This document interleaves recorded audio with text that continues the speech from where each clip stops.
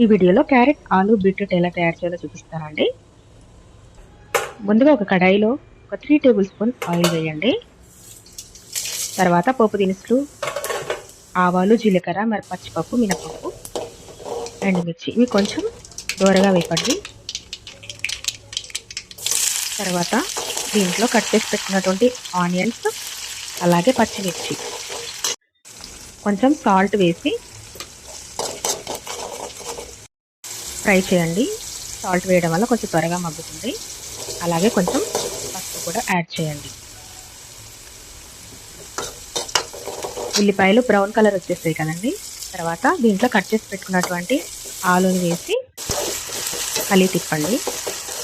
ఒక 5 మినిట్స్ ఇలా మూత పెట్టకుండానే మీడియం ఫ్లేమ్లో ఫ్రై చేయండి. ఆలు తొందరగానే మగ్గిపోతాయి.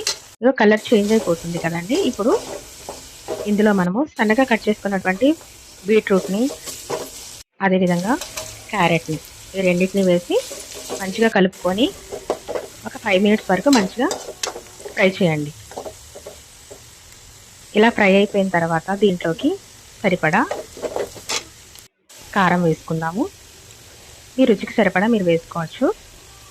నేను ఒక 3 టేబుల్ స్పూన్స్ వేసానండి.